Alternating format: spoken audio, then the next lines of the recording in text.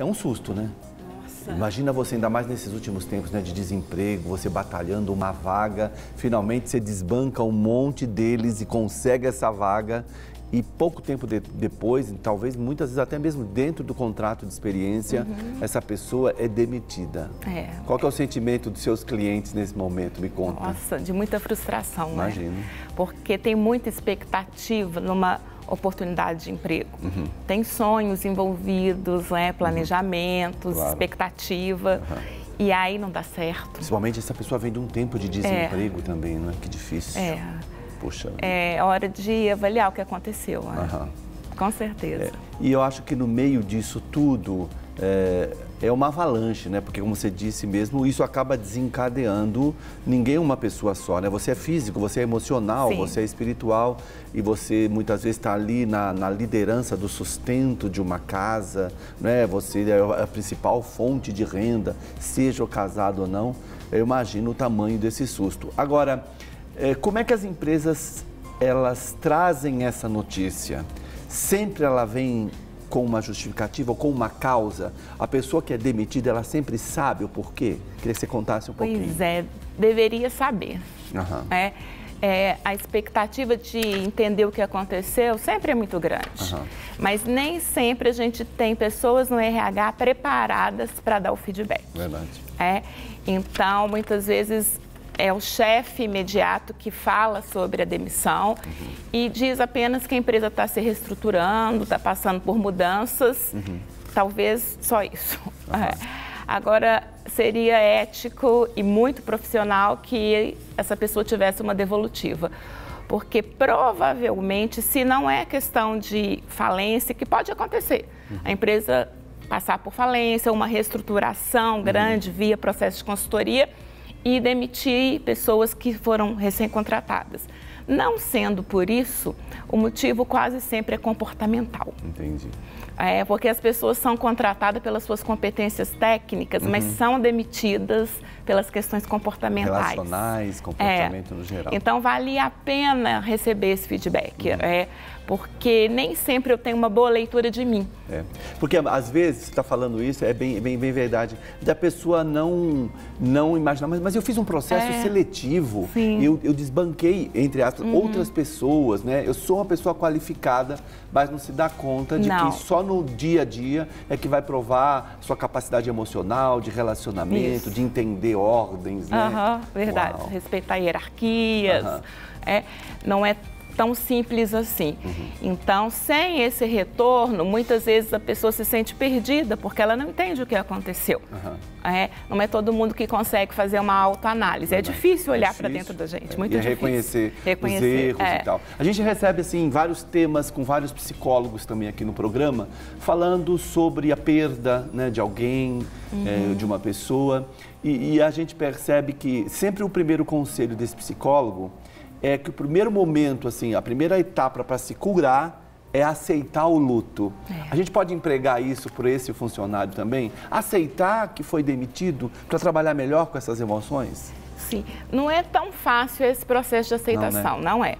Mas a aceitação em tudo na vida, ela é quase assim a salvação, sabe? Tem coisas que a gente fica brigando muito com elas e a gente entra num sofrimento psíquico muito grande, porque é uma luta que não tem como vencer. Aconteceu. Então, aceitar seria uma saída inteligente, de pessoas que sabem que a vida tem esses momentos. Tem hora que é o aprendizado, né? Tem hora que a gente parece que a gente perdeu, mas lá na frente a gente vai entender que é uma preparação. Talvez no meio da turbulência você não consegue ver. Então, a questão da aceitação para qualquer processo que a gente está vivendo que tem a ver com perdas, seria, assim, muito interessante essa opção. Mas nem sempre é algo simples, né? Para ser uma dica, fica parecendo algo simples, né? Tipo assim, aceita que é melhor. Mas está doendo, sabe? Então... Se dê o direito de ficar triste, né? É isso, permita viver esse momento aí. porque vai passar. Vai. As emoções, elas são como ondas. Então, essa tristeza que chega, ela também uma hora vai. Quando ela é bem recebida. A gente tem que aprender a receber as emoções.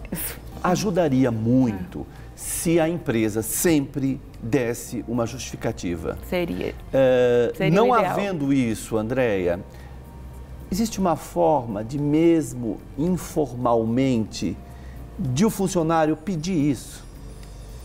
Eu acho que pedir é sempre válido. Porque, o não você já tem, né?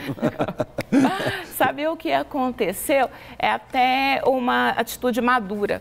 Porque talvez seria mais fácil falar assim, já que eu fui demitido, então tá, ok, vocês não me querem, eu não te quero. Não mostra maturidade.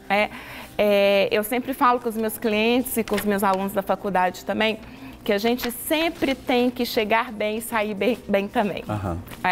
Então, mostra, como eu disse, maturidade, você querer entender o que aconteceu, com muita humildade, Claro. Perguntar, olha, vocês podem me dizer aonde eu não encaixo no perfil dessa organização, porque outras oportunidades eu vou tentar e eu gostaria de dar certo.